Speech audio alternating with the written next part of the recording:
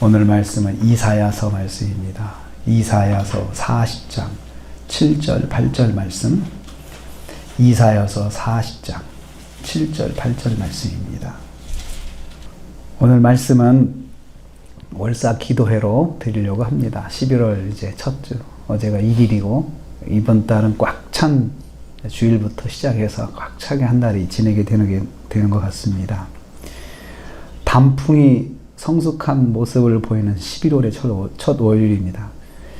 오늘은 이사야 선지자가 선포한 영원하신 하나님을 묵상하며 11월 한 달을 준비하며 기도하기를 원합니다. 오늘 말씀 보니까 풀과 꽃 같은 인생입니다. 풀과 꽃 같은 것이 인생이다. 7절에 말씀하고 있어요. 단풍이 절정인데요. 단풍도 곧 떨어지죠. 이번 주가 절정에다가 이제 막 떨어지면서 이제 밟히고 이제 나무가 앙상한 가지만 남게 되는데요. 곧 떨어지며 없어지는 것입니다. 한때지요. 풀도 한때를 살아가죠. 꽃도 한때를 살아갑니다. 꽃도 한때 피었다가 지는 거죠. 화무 11홍이란 말이 있잖아요. 아무리 아름다운 꽃도 열을 가지 못한다는 그 말이죠. 인생이 그렇다고 성경에 말씀합니다. 이 백성은 실로 풀이로다. 이 백성은 실로 풀이로다.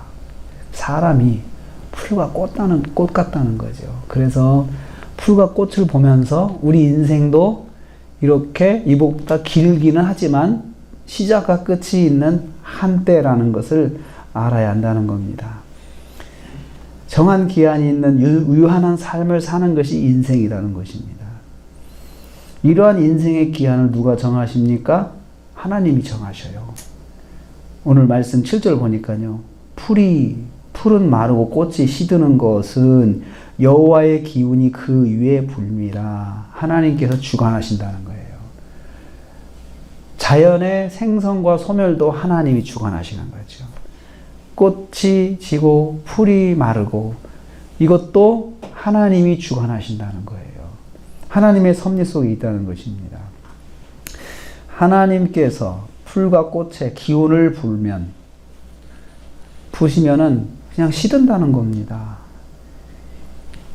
이 역사에서 벗어나는 꽃과 풀이 있습니까? 없습니다. 절대로 없습니다. 우리는 자연의 생성과 소멸에 여호와의 역사가 있다는 것을 꼭 알아야 됩니다. 이 자연을 보면서 이건 다 하나님이 주관하셔서 하나님의 역사 가운데 이런 것들이 다 이루어진다는 생각을 해야 합니다. 그러나 하나님의 말씀은 영원히 선다라고 말씀하고 있어요.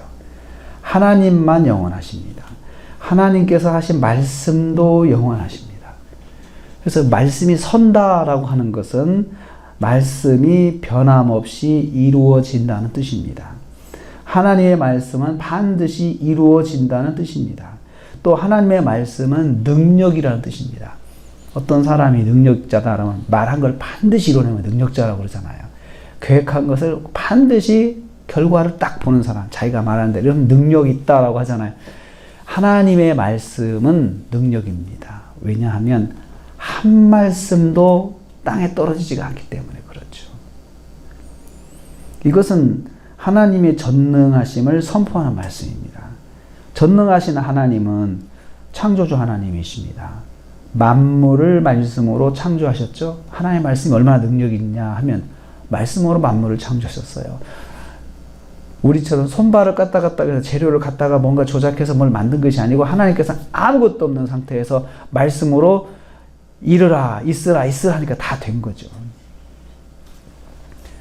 그리고 또 더 능력이 뭐냐? 그 하나님께서 만드신 만물을 유지하시는 거예요. 그러니까 만들었다가 싹 없어지는 것이 아니고 그 만물을 그 질서 속에서 계속 유지하는 거예요. 온 우주 만물의 질서, 이 수많은 행성들, 이 별들, 이것들이 충돌하지 않고 딱딱딱 자기 자리에서 자기 위치를 지켜가면서 그 자리에서 돌고 도는 이러한 일들을 누군가가 주관한다고 사람들은 말을 해요.